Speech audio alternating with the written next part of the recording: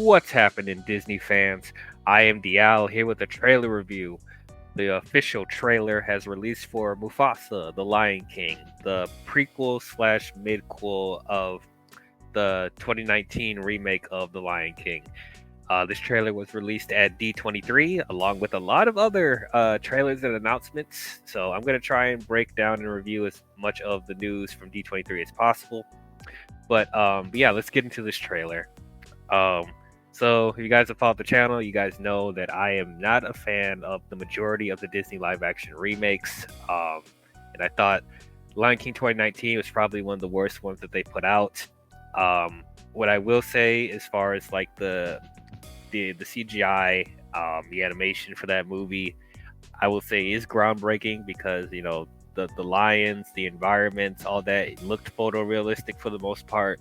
It looked very much like a nature documentary, which was a good and a bad thing because with it looking so realistic and it pretty much took away like the expressions, the colors, all that was there from the original movie. Like there was barely any emotion that I've seen from the animals or anything like that. So it's just, I feel like that movie was a whole contradiction on top of the fact that it just felt like a shot for shot remake of the original film, without having the soul that the original movie had. So I was not really excited to see a sequel or prequel from this movie at all. But of course, they were going to try to make a sequel to this because the 2019 remake made $1 billion, and at the time was one of the highest grossing animated films of all time. Yeah, because this movie is not really a live action remake. It's trying to look live action, but the majority of the film was CGI. So with them doing a prequel for Mufasa, this is a story that I was interested in seeing because I think for a lot of Lion King fans, they were interested in seeing how Mufasa and Scar, came to be, like seeing their backstory, seeing them as kids. I think that was like a story that a lot of people wanted to see. I see a lot of like fan stories about Mufasa and Scar as kids and stuff like that, and seeing like fan art everywhere, and definitely that's something that I want to see. Um, Unfortunate that they have to use the story on the remake, but it is what it is. Um, so getting into this trailer with it, I think because with the first teaser, like there's some things that I think look better than the first remake, and there's some things about it that I thought looked worse. For the most part with that teaser, I couldn't tell who was who. That's how like bland the designs of the characters were because most of the lines looked the same, and I couldn't tell who was there, what they were doing, all that stuff. But at the same time, it looked like they were trying to have the animals be a little bit more expressive than they were in the first film, which is I think is a good thing. Um, so at least with this trailer, like I understand more who is who and what the story's about. So it looks like they're going to have the framing device of Rafiki telling a story to Simba's daughter, Kiara. So yeah, Kiara is in here, which I love Kiara because Lion King 2, I really enjoy the Lion King 2. I think that's one of those sequels that a lot of people forget even exists, and I think is actually one of the better straight-to-video sequels that Disney made around that time. So I'm glad that they're actually taking some stuff from that. But yeah, Rafiki is telling a story to Kiara, voiced by Beyonce's daughter, Blue Ivy. So yeah, there's a little bit of nepotism there, but it is what it is. We'll see what happens. So he's telling the story of when Mufasa was a child, and he pretty much showing how he was brought up to eventually become king. So okay, that's a solid framing device. Actually, I'm not mad at that. I like I think that'd be fine. And that's a good way of like showing telling the story in a way.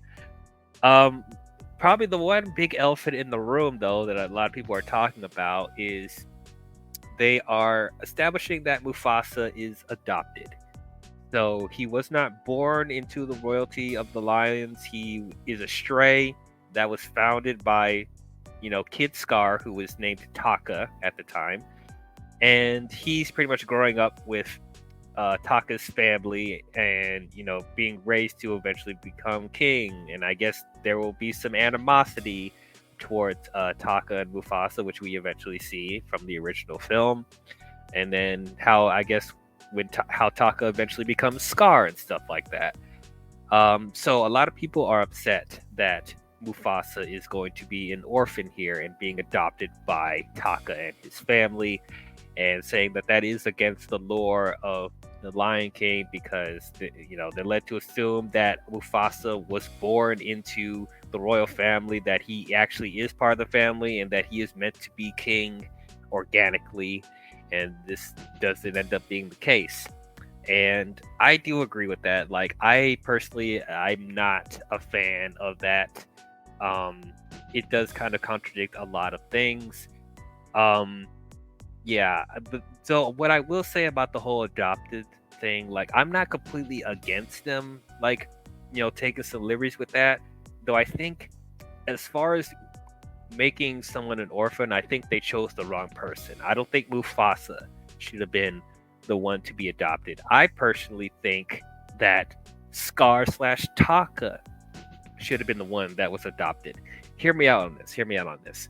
Now, if we're trying to be like really as faithful to the story as possible, then if I had it my way, I would have both of them be, born from royalty, actually be part of the family and not be adopted. If it was my decision, I would have done that.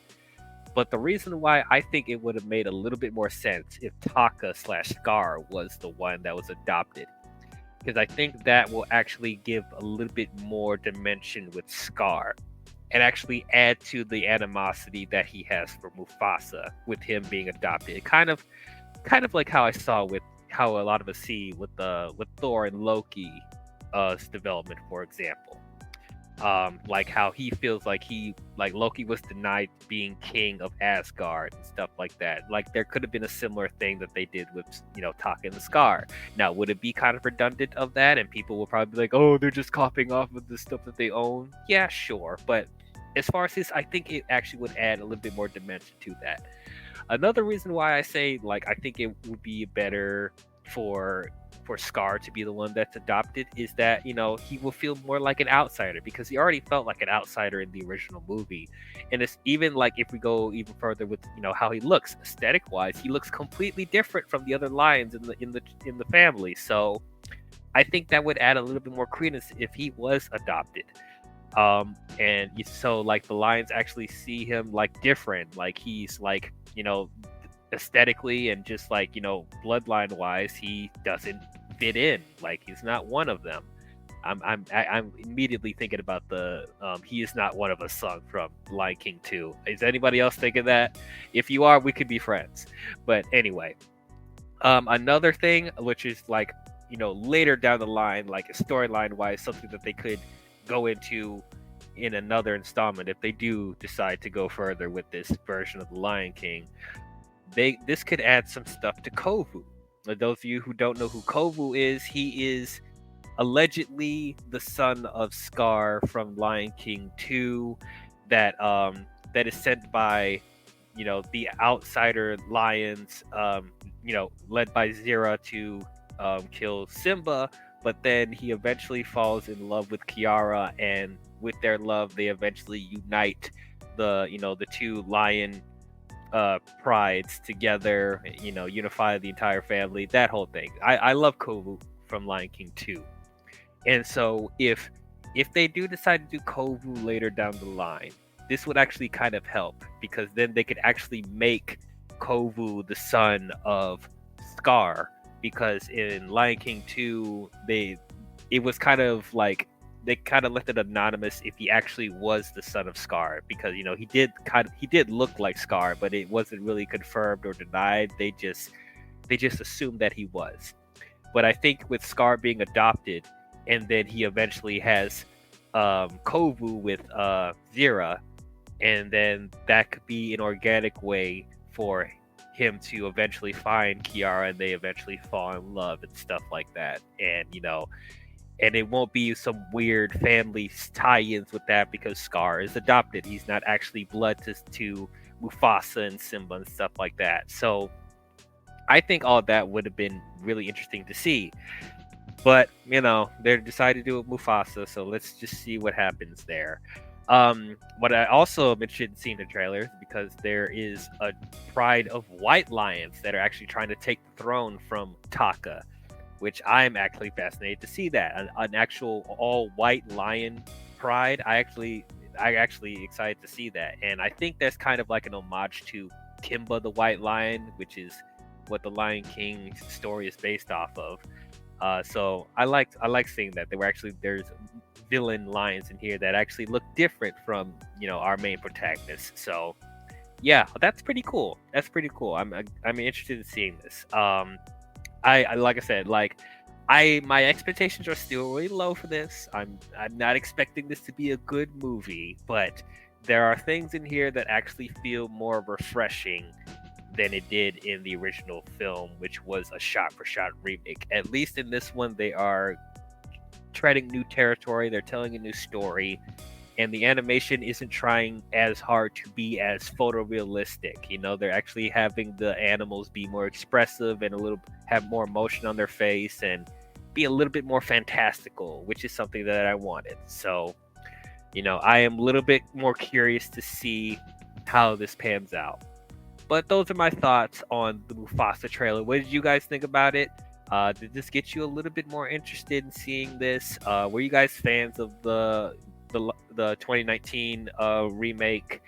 Are you guys interested in seeing this story with a young Mufasa and young Scar?